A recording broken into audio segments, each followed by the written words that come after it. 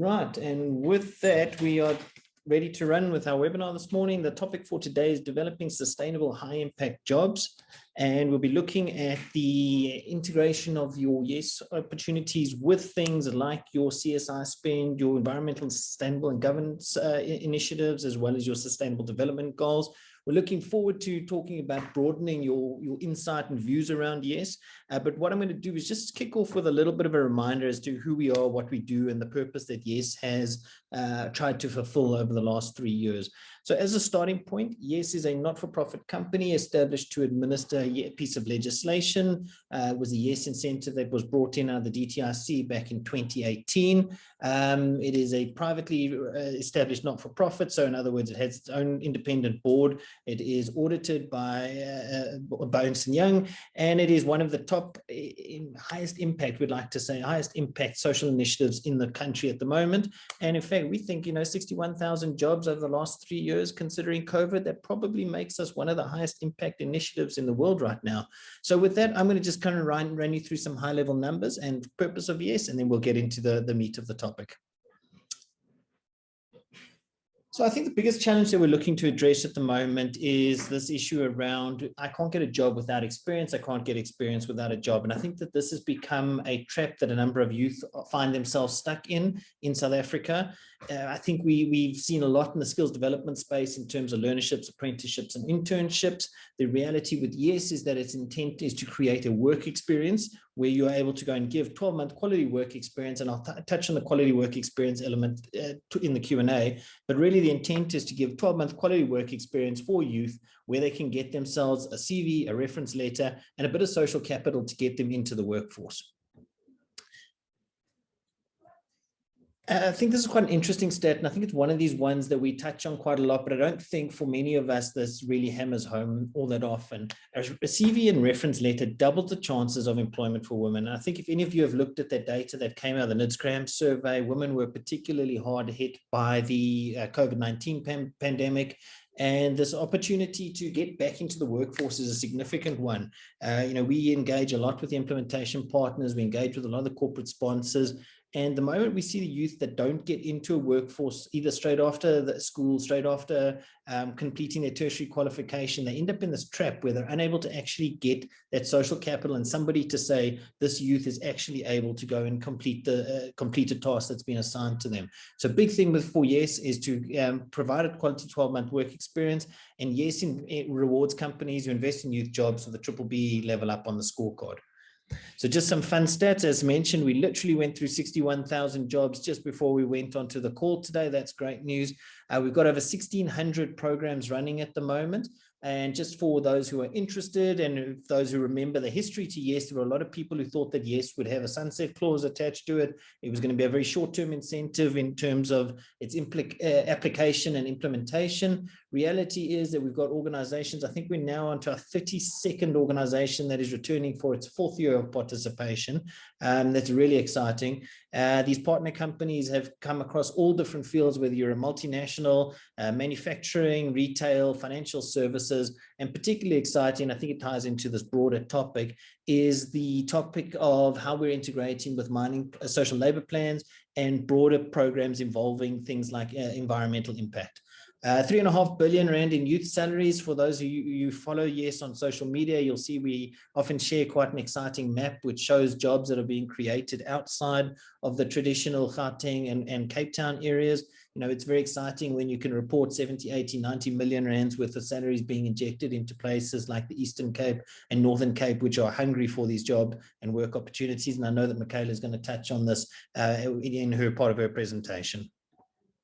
A question we often get asked is related to the absorption rate. So for those who are familiar with the YES legislation, 2.5% absorption rate required for a single level up on your scorecard, 5% absorption if you're looking for 2 levels on your scorecard. And YES is tracking this number. It's obviously a rolling number at any point in time, depending on your cohorts, but between 32 and 42% of youth are being absorbed. And it shows just if you give those youth that single opportunity to get into the workforce, they do tend to be absorbed because they tend to show the value to the organization. Over 650 BE level ups have been awarded, and I think this has always been the question was, would the incentive be adopted and did it get applied and understood by the verification agencies, BEE consultants, etc. Over 650 of those organizations have already got their level ups on their scorecard. And then those who follow the YES story will know that all youth get equipped with a mobile phone. These mobile phones are delivered over 9.5 million learning minutes. And that will be everything from how to build a digital CV, building things like your financial wellness and financial education, and effectively making you more employable as you go into the workplace. This is just a breakdown of some of the organizations we've worked with. Many of you will recognize these names. It really does show that this has not just been a short-term program that's been developed, but actually it's been recognized by organizations across the fields, whether it's technology, whether it's a multinational. We really have been able to cater for organizations in all industries, and we're really excited to be adding different logos to this page every time we do this presentation. So thank you to those who are on the call who represent any of these organizations. It really has been appreciated. Corporate South Africa often comes in for flack in terms of what it contributes to the economy. The reality is that without your help, those 61,000 jobs would not have been created. These are just two nice CEO testimonials from the Director for Corporate and Government Affairs for VW South Africa, who've been a big supporter of the YES initiative, and Kensani from the Nedbank Group. And there really is just this thing, YES has to be there, the incentive has to be there, the impetus to create work experiences is absolutely critical in terms of the role that YES will play in this ecosystem. In terms of what the benefits and how you can get involved with YES, and I think this is just quite an important slide because people have forgotten that YES is actually quite a broad offering in terms of how we engage with corporates. So the first and obvious option is the level up on your B-BBEE scorecard. We've got some very exciting enterprise and skills development programs, socioeconomic development initiatives, particularly with the YES hubs. We've had some nice sponsorships coming in there where work experiences and infrastructure for the YES hubs has been funded. And often people forget YES is a section able to issue Section 18A tax certificates as a public benefit organization. So if you are looking to save something on your tax and put your tax rands to work, you can certainly engage with YES. We've got some opportunities there. And for any of the CFOs on the call, we'll certainly be hitting you up to see how we can work with you more closely. Just a quick reminder of how the YES BBBEE incentive works. There's three formulas that are applied to calculate your YES targets. You can find it on the YES. There's a calculator on the YES website. Most common calculation is 1.5% of 3-year average net profit. 1.5% of net profit after tax divided by 55,000. Alternatively, 1.5% of your headcount, and then there's also revenue tables. There are 3 opportunities with YES in terms of how you can level up. You can get 1 level on your scorecard, do 2.5% absorption. 1 level plus 3 bonus points is 1.5% of your YES target, and 2 full levels on your BEE scorecard, and you can double your YES target and absorb 5% of your youth. Just important reminders there, absorption is not measured in year 1, it's measured at your year 2 or follow-up verification. And remember, one of the most exciting things about YES is that you get upfront recognition. You can register your youth anywhere inside your measurement period for your first year of participation. For those who have already run a successful YES program and are looking to come in with a second year of participation, remember you need to have done 8 months by verification. There are a couple of instances where the DTI will give exemption to that, but when you're doing your planning, please consider that and make sure you get your timing right. Really, what the benefits that YES brings you, brings fresh new ideas and skills into your business, allows you to try out youth cohorts and select the best fit, build and support SMEs and entrepreneurs. And I think this is one of the really exciting things. We work on a lot of really interesting programs at the moment where youth are being able to gravitate or move into enterprise and supply development beneficiaries. Organizations are capacitating their ESD beneficiaries. Youth are getting work experience, they're getting social capital. If SMEs are the future, then there's no doubt that we want to be able to be out there creating a culture of entrepreneurship. Creating future capacity and taxpayers. I think all of us are exhausted in terms of the drain on the tax base in South Africa. So the more employees we create, the more opportunity we have to broaden and diversify the tax base. And ultimately, you become a driver of economic opportunity. I think that is one of these things that we forget, is that the moment somebody has meaningful employment and enjoying a quality work experience, they become consumers, they become the buyers of your products and services, and ultimately that broadens the economy. With that, I'm going to stop at that point, and I'm going to hand over to Sam, who's going to talk you through the integration of YES with the Sustainable Development Goals, as well as the ESG element that where YES is able to partner with you. Thank you, Mark. So I'm going to be discussing SDGs, Sustainable Development Goals, which is quite topical at the moment. So just to give you a background as to where these came from, in 2015, the leaders of the world essentially made a big promise that by 2030, the lives of billions of people across the world will improve or would improve.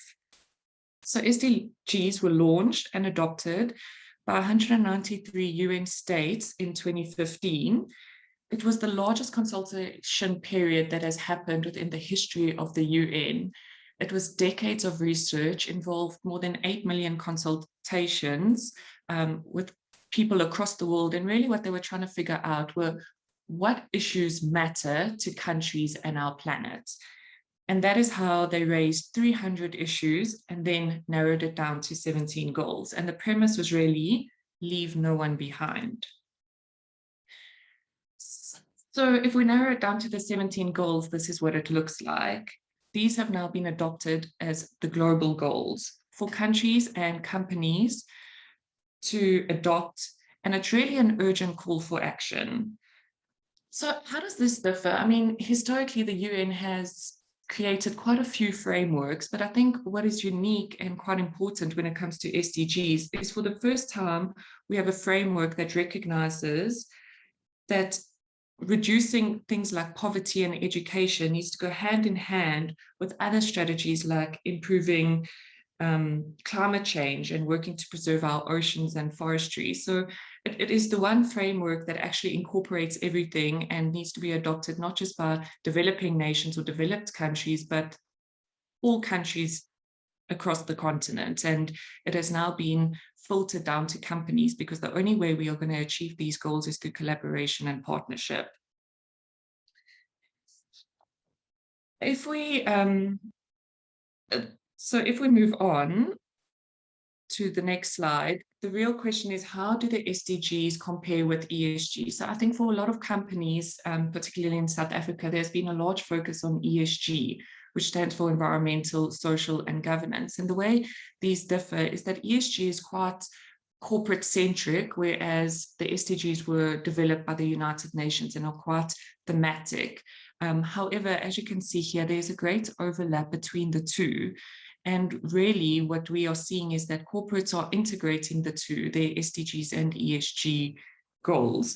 And I think this comes on the back of investors' request. I mean, investors have shifted their attention towards non-financial factors. As this matters, it's no longer just about bottom line profit, but rather, how are you making society a better place? Are you leaving the world worse than how you received it? And ESG, really, corporates are delving into their companies from an environmental, social, and governance perspective, where if you look at SDGs, it's really beyond that. And I think the ask for companies is beyond that. If we are going to tackle the challenges of our planet and specifically our country, the investment by corporates needs to go beyond just their usual business operations into more societal factors.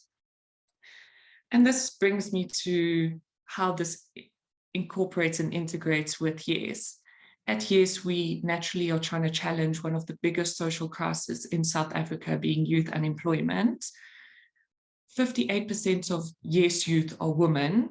85% are from grant recipient households. I mean, this is a major issue in South Africa. And I think, like Mark says earlier, it goes more than just offering a youth a work opportunity. You are giving more than that. As he mentioned, they are buying your products. They become consumers of our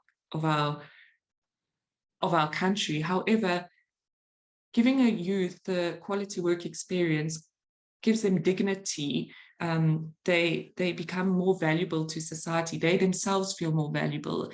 It reduces social risk within our country, which is forefront of mind, and really it's a boiling issue that needs to be tackled by everyone, by all corporates, all individuals, all citizens. So I think we are in a special place in South Africa where we have the opportunity to make a difference, which is not available in all countries. So my task or question is, how are you helping our country? And I would like to hand over to Michaela, who will take you through our IP model, which will integrate far more SDGs.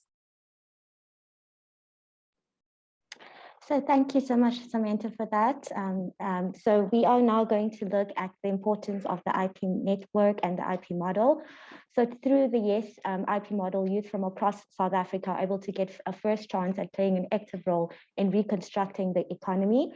And sectors where our IPs are operating in include the following. So we are in the digital space, health, finance, education, manufacturing, SME development, and conservation.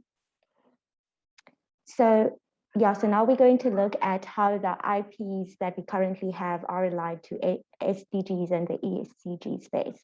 So we have in the education space, Africa Tikkun, which provides families in disadvantaged communities with the opportunity to receive gainful education, good healthcare, and primary healthcare, as well as nutrition and food security, and the kind of skills that youth gain in by working in Africa Tikkun is administration, project management, program facilitation, and they mainly operate in Gauteng and the Western Cape.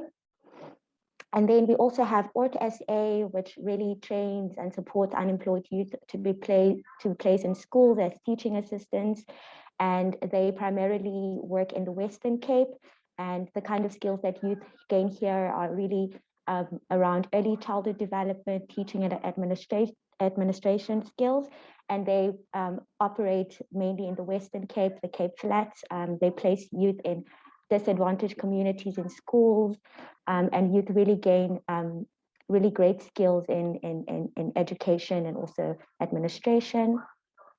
And then we have Agenova as well. So they partner with the schools, the government, as well as the corporate sector to really enhance, technology and education technology, and really teaches youth how to become active in the space of digital skills and program facilitation.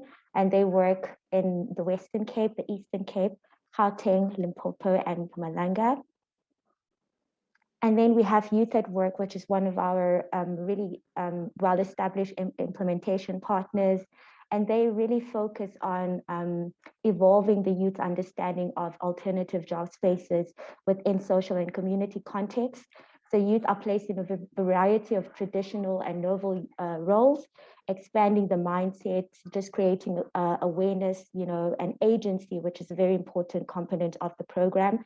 And youth are employed as sales and marketing in the marketing space, research, teacher support, etc. And they operate nationally across South Africa. And then we have Gold Youth, which mainly operates in Cape Town, and they have a peer education model, which really is about, ensuring that youth from marginalized communities are supported, and they also help in serving, these youth to be able to be business agents and also in other administrative rules, and they are mainly based in Cape Town. And then we are moving on to the health sector. So we have the YHA, which is really a great implementation partner, and they work directly with the Aurum Institute. And they really are active in leading healthcare in the spaces of HIV and TB. So youth work as entry-level healthcare workers in clinics across South Africa, and they gain skills in HIV counseling and testing, data analysis, campaign management, and community interventions, and they are operating in a number of provinces. And then we move over to conservation. We have the Africa Foundation here. So they are currently operating across 73 communities across various countries, and they partner with and beyond that really focus on the three-pronged sustainable development approach, and they focus on the care of the people, the land, and wildlife. And youth develop expertise in the removal of alien plants, propagation, the restoration of degraded areas, and the development and maintenance of social infrastructure. And they mainly operate in KZN and in Mpumalanga. So those are just some of the implementation partners that we are currently working with. We currently have 33 IPs across various sectors, and these IPs are really aligned in reaching YES's goal of sustainable development in this space. Thank you so much. Thank you, Sam and Michaela. It's much appreciated. It gives us a nice insight into how this works. Maybe I can just talk to some of the practical elements that are coming up and some of the discussions that we are having at the moment, and maybe just get some food for thought and some creative juices flowing. But to maybe just understand the YES implementation partner model at a practical level and how you can partner with YES. So the intent behind the IP model is to create higher social impact jobs where your organization is unable to create youth jobs inside of your own organization, or you are in a situation where you have a fixed headcount and are unable to expand your headcount. So the typical contracting framework that will happen there is a corporate funder will come along and say, I'd like to create youth jobs. And I'll give you a very good example. We've got a coal mining business that has just come on recently as a partner to YES. They said, look, we have no ability to create additional youth jobs inside of our own organization. We do want to participate with YES.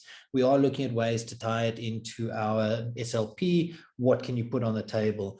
And obviously they want to look and say, how do I service my local community? We identified Africa Foundation as one of those partners that would be able to work with them. They've created a number of community jobs inside of the Limpopo region. And as a corporate sponsor and funder, you're able to say we're creating meaningful work opportunities in a community which has been highly dependent on mining. Now suddenly we're creating a whole set of new skills that we're able to work with and go and build on there. Corporate funder will come along and they will say, yes, I would love to partner with YES. We don't want to take these youth onto our own payroll. How can we make that work? YES, through its contracting SHP contracting framework, will allow you to put your youth onto the implementation partner payroll, which means you don't incur the additional skills spend.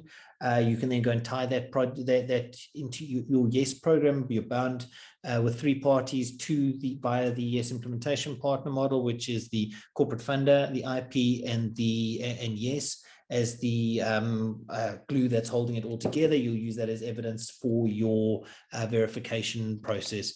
And what's great about that is you can say you can be a responsible corporate citizen, and you can go and say, I'm really intent on putting back into the communities, and you're able to show meaningful work that's being created. Another example we've got that's coming on board shortly, we've been tasked with the placement of nearly 200 youth in the Atlantis region. And this is where it's the IP model starts to get really fun, is these IPs are looking to create jobs where they're needed. And Atlantis is not a booming metropolis of Gauteng, so we need to be able to say, let's go and create these opportunities there. Our implementation partner went out, did a site visit, identified host sites, identified host schools, and they put everything from technology training initiatives through to small business support, through to agriculture and ag tech projects. So that's really exciting. Then we get even more detailed. We've done 2 very big implementations with mining companies where there has been some, or there's been a requirement to do a lot of community engagement activities. And the intent is there to say, how do we go and engage with the communities to say, this is how the jobs are being created? In one of the communities, it's a particularly volatile setup. Literally, if you recruit somebody from the wrong side of the road, you can lead to upsetting of the local operations there.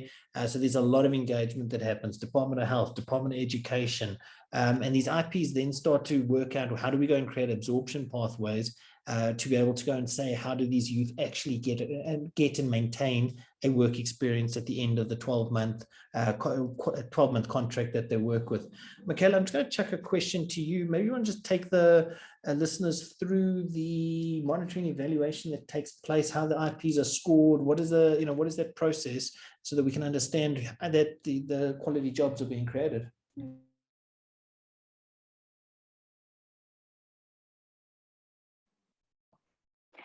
So thank you so much, Mark, for that. So once a YES implementation partner is onboarded and is officially part of the YES partnership, we then have monthly monitoring evaluation sessions with them just to ensure that the youth are getting the quality work experience, that they are gaining the skills that they need to become active agents of change in their society. So we have monthly check-ins with our IPs. And then in terms of this, we also provide a scorecard to implementation partners on a monthly basis, and that's just based on absorption, how well are the implementation partner equipped to do that. We also, a big part of the IP scorecard is also about the app engagement. So as I'm sure you know that all YES youth receive a phone, and that plays an integral part in the two modules that YES have. So we have the YES for Youth app, and then we have the YES Live app. So the implementation partner needs to ensure that the youth participate on that, because that inevitably plays such a great role in ensuring that the youth at the end of the program get their CV and their reference letter. We also look at things like youth stories, which really speaks to the impact and the youth on the ground. So how are they experiencing the program? What are they learning about the work environment? What are they learning about themselves through this journey? And we also, another important aspect of the IP scorecard is just on how well does the IP work with YES, and what kind of relationships are fostered, between YES and the implementation partner, and also ensuring, that the relationship between the corporate and the IP is also well nurtured and taken care of. So that in a nutshell is a very high level overview of how we monitor and evaluate the implementation partners in the space. Thank you. And I think this monitoring evaluation function is such a critical part of YES, and whether it is through the implementation partner model or those organizations who are running their own programs internally, the intent behind YES is to monitor, if you read the legislation behind, is to monitor the delivery of a quality work experience. And a quality work experience ensures that the youth have an employment contract, they've got a supervisor, they've got the understanding of the Basic Conditions of Employment Act, and they actually have the ability to voice the fact that they are or aren't receiving a quality work experience. So there's a couple of mechanisms there. Michaela touched on the YES mobile phones. But we also have a number of other functions. We have a call center that does about 1,800 calls a week to youth. And I mean, I'll just give you guys as listeners some practical examples of things that have come out during that process. So, if we look at the YES mobile phone, and this is part of the reason it's a key part of the monitoring evaluation function, is we had a situation at the start of last year, start of 2021, where the cohorts were all reporting a negative work experience in a particular corporate. And we started to do some deep diving into it. And we discovered that I think there were 10 or 12 youth on that program had been told they could just sit at home and claim the salary every month. They didn't have to go in and do a work experience. Call center identified that and escalated it to the team. We phoned up the corporate and said, what's happening? And they said, well, we didn't think you were actually going to catch us on it. And subsequently that was addressed. We have had situations where youth have not been paid, and these are the kind of things that is being done. So as a corporate, you want to do this in a responsible manner. And YES is monitoring and evaluating the placements and the type of work experience that's coming through. With that, I'm just going to stop for a moment and allow the participants to submit some questions. We've got some that are coming through either over email or we can see in the chat or Q&A function. Please feel free to put some questions in, and then we'll try and put them all together and give you some answers around some of the more common questions as well that are coming through. So over to you guys as an audience. Give us some questions and we'll start responding to them in about 60 seconds.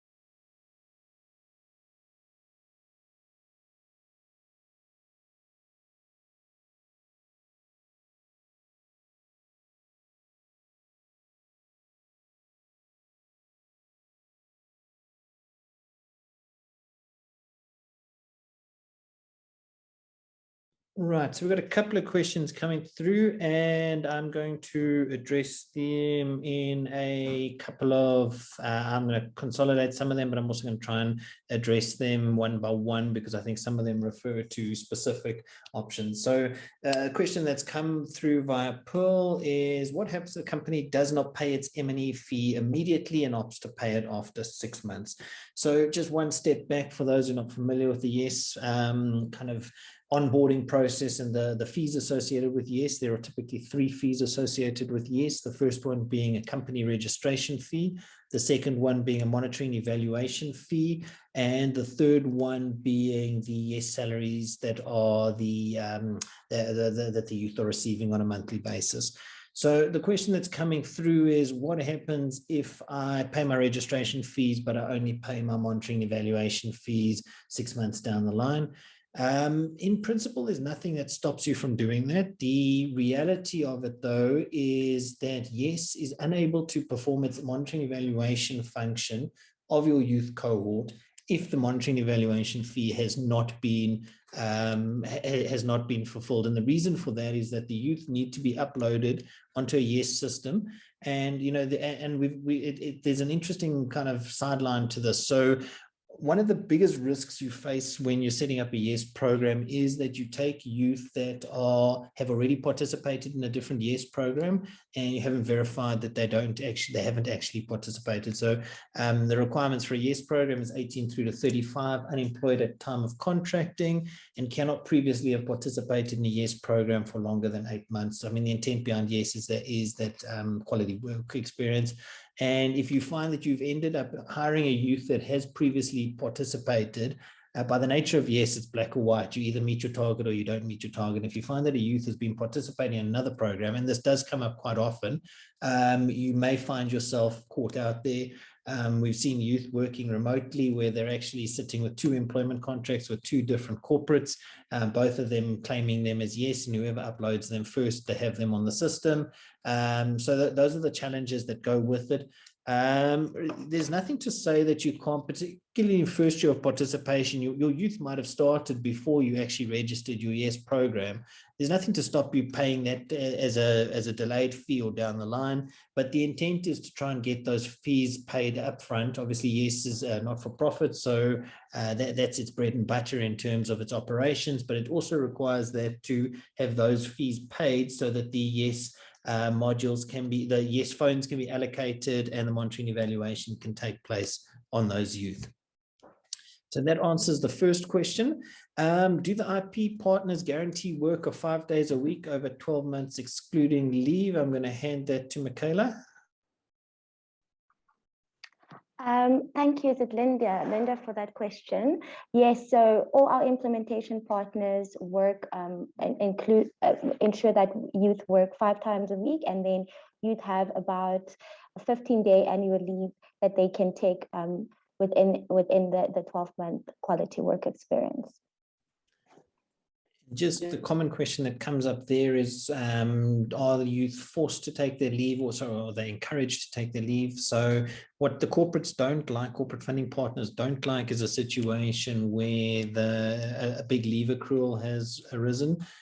So typically in their employment contracts that they sign with the youth, they are encouraged to ensure that they have actually done, that the youth have taken their leave, and it's part of an agreement that they have with that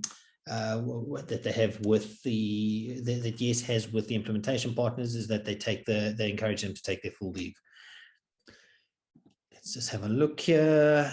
Just want to check if it's a first year to apply for B-BBEE rating. I understand that if hiring is 7 youths, it will give 2 level up. I'm not sure the question is I'm just going to try and paraphrase the question here. First year of participation, youth can participate at any time inside the measurement period. You can have your youth registered on the 27th of December with a December year end and get them verified the following week if that's your measurement period. You can get a full 2 levels. There is a misunderstanding in some cases where people say that you can't get 2 full levels in a single measurement period. That is incorrect. Remember, yes, additive. So you achieve a rating and then you put yes on top of that. You can get 2 full levels on your scorecard, and we've seen a number of organizations achieve that. I hope that answers that question. We're enrolling youth in a warehouse environment. Will it be possible that we can grant more employees to 1 supervisor instead of the 10 to 1 supervisor?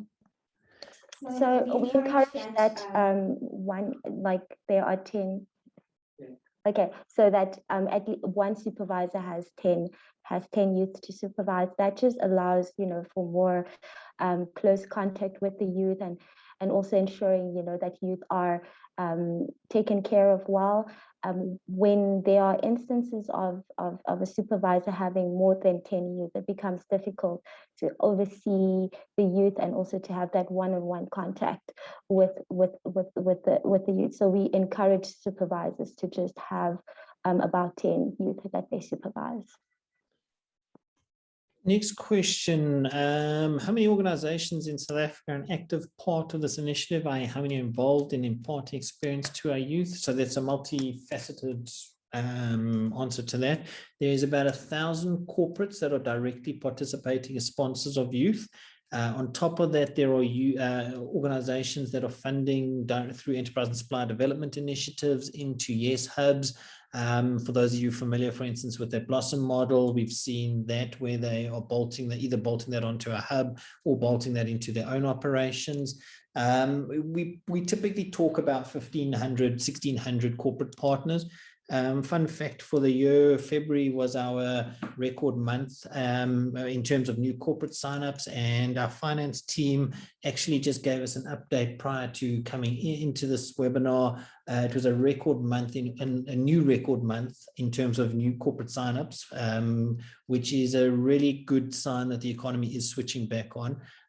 We do look forward to finding other partnerships. I mean, I think the thing that often gets thrown back at YES is that the presidency came out and said that YES was going to go and create 1 million youth jobs over three or 5 years or whatever the initial challenge was. The reality is that YES is only a small part of that initiative. We're always looking to partner with different initiatives and different partnerships. I think the kind of trick to this is how do you get the flow of money to unlock the creation of the youth jobs. And hopefully, as you kind of hearing from this webinar, we're moving it beyond the BEE level up through to broader discussions. And we're starting to have global foundations that are putting money in. Grant funding is coming through. There are so many exciting things happening with YES. We can really put together some powerful projects. I think the nice thing about YES is we always talk about it having a bit of a halo effect and people wanting to participate. I always say to Tash when she was here, YES was one of the, it was one of the few unicorns that South Africa had ever created. 3 years, 61,000 jobs, a little bit of, it really was just like a big startup that really grew and had some massive impact, even take into consideration the impact of COVID. So I hope that answers that question. Next question, there are many other apprentice programs running like mechatronics and commerce. Are there plans to create some synergies between these and the YES initiative to enhance and ensure longevity of this initiative? Absolutely. We are of the view that, if YES is purely going to sit on this basis of a BBBEE level up, it is probably going to at some point reach a ceiling. The intent, and that I think is why this implementation partner model, and I think a lot of the work that Sam is doing around SDGs and kind of broader discussions with corporates is such an important part of what we're doing. I can maybe just give you quite a cool piece of insight in terms of a practical project that we are doing some really interesting things with. It's actually it's an equity equivalent investment program project that was approved by the DTIC incorporating YES. And that creates nearly 800 youth jobs. It is a skills training development initiative. It includes the SMME facilitation. There are some events that go with it. There is skills development. And that is targeting about 17% absorption, where a big chunk of those youth will be moving into technical skill positions where they'll be doing coding, coding clubs, etc. So there's some very cool things happening there. So hopefully that talks to it. I think YES also just has to play to its strengths as well. You know, our CFO actually had a very cool number the other day, and it starts to put it in context.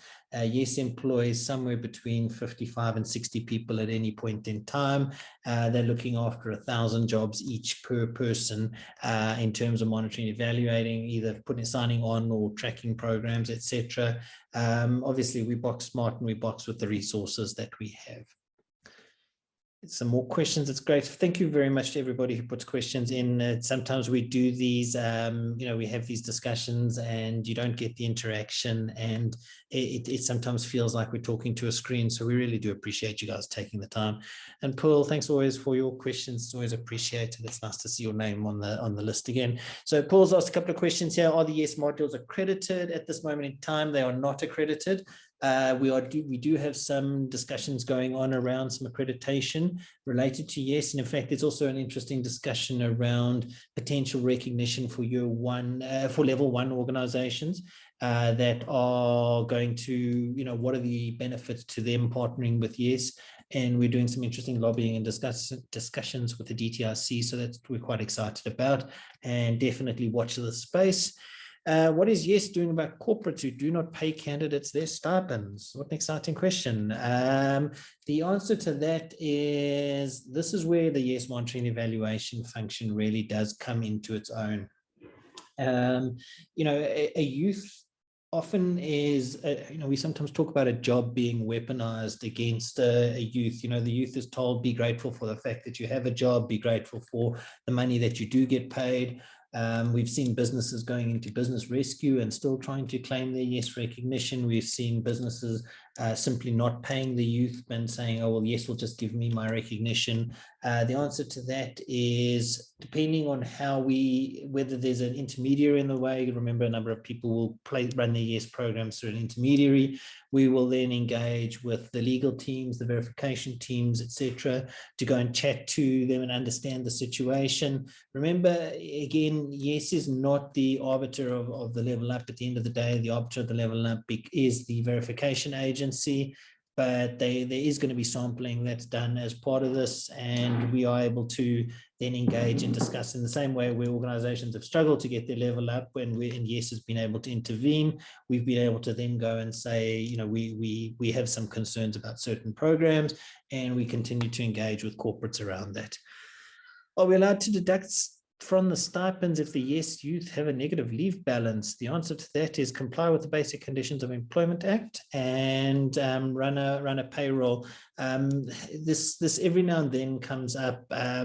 My kind of guidance around this is kind of, there's a mixture of head and heart. So obviously the head says that we've accumulated a negative leave balance. The heart says, you know, the moment you take money out of somebody's pocket for 3,760 Rand or whatever the national minimum wage is, it becomes punitive, and your loss there is potentially losing youth on a program. Remember, if a youth drops off before 8 months, you end up in a situation where you have to replace them with a new 12-month fixed term contract. And they will then be required to, that has probably got a higher cost than being punitive on an entry level salary. Again, you will just engage with your typical HR policies and standards there. Question, how do we get in touch with the Africa Foundation? I'm going to ask Michaela just to pop her email address into the chat function, just so that you can have a look there, and she'll be able to connect you up with it. I think this is one of the things about YES, is that we are collaborative in nature. We do not have we don't have an intent to say these are our IPs, or we can do everything on our own. Our IPs yesterday, you know, we're talking about this Atlantis placement, and it's a big cohort, and they were all, you know, the phones were working yesterday, trying to work between different partners. We do encourage a collaborative environment with it. In my experience, what percentage of youth are absorbed by the IPs/hosts themselves upon completion of the 12-month YES program? Before I answer that in full, I'm going to hand over to Michaela just to talk a little bit about how organizations, or the IPs in particular, plan their absorption pathways. Thank you so much, Mark, for that question.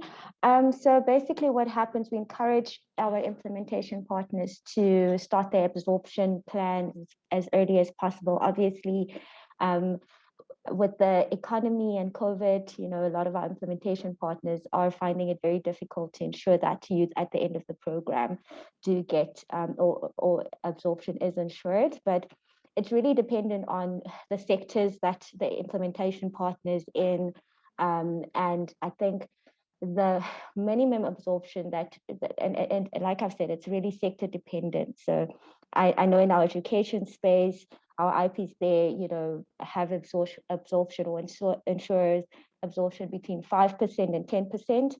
And then implementation partners like Africa Cocoon, for example, really ensure, a large number of youth are absorbed in various sectors, because they're operating not only in the education sector, but also other sectors, and they have many hosts, that they work with.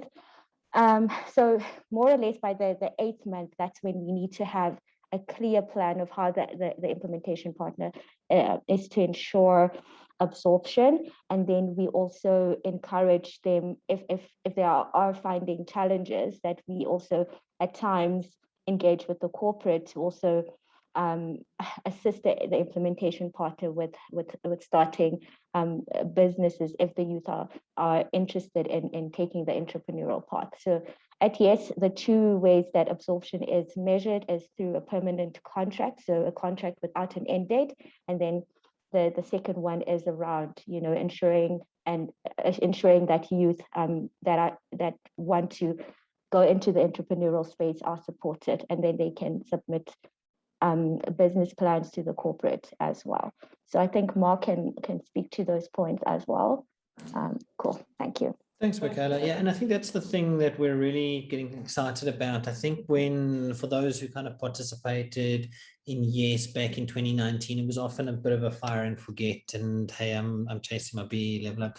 What we're really excited about at the moment is the way that organizations are starting to adopt a multi-year approach to YES. They're not just looking for a short-term win. They're saying, please, can we go and work with us? Please, can you be part of our social labor plan discussions? Please, can we be part of a enterprise and supplier development initiative where youth are actually going and creating their own businesses? Please, can we train you up to be able to go and work as take ownership of micro franchises? So there's plenty of reasons and that YES is starting to do some really interesting things. I think this is my key takeaway for today, is we'd love to engage with you beyond simply a short-term level up on your scorecard. We really do want to encourage you to think about YES as being part of a broader strategy, not just BEE, but also just your social impact in terms of your what is the legacy you leave behind in the country.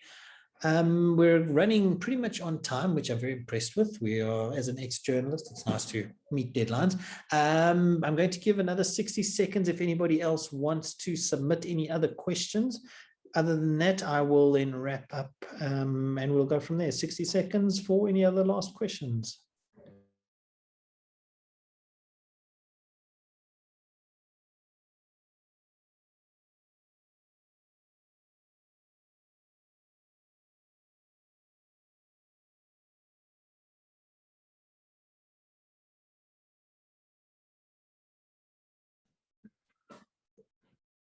Great. So there's just one question that's popped through that I'm going to just address, and it relates to how much do YES youth get paid? So the answer to that is primarily aligned with the national minimum wage.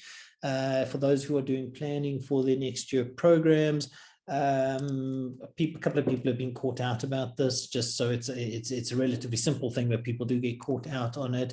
Is currently it's 3,760 on the 40-hour work week.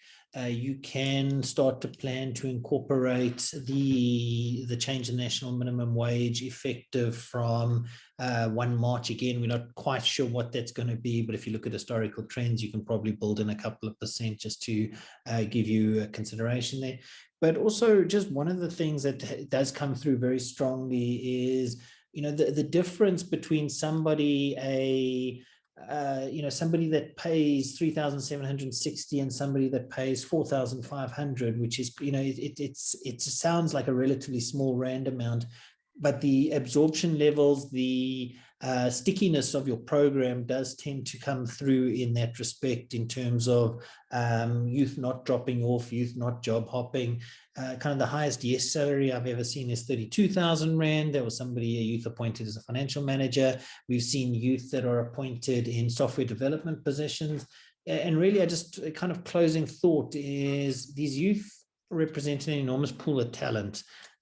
We often look at programs, particularly those of us that look at it through a BEE or compliance lens. We look at it through what we see on a spreadsheet. But when you start to see these youth implementing programs and doing actual work, we were at a hackathon last week, and it was just brilliant just to see the potential that's out there. So, maybe if I leave you with a thought, Yes has got enormous potential to work with you. We'd love to work with you. This is a short session, but it's one that hopefully plants a few seeds in the background. Venetia, thank you for your compliment there. It is really appreciated, and the work that you've done in terms of a contribution to youth. I think you're going to see the benefit of that for many years to come. So thank you for that. And ladies and gentlemen, with that in mind, and pretty much exactly on time, thank you all for giving up an hour of your day today. And we look forward to hosting our next session and giving you a few more updates. So on behalf of Samantha, Michaela, and myself, thank you for your time, and we will see you all next time. Look forward to chatting. Bye.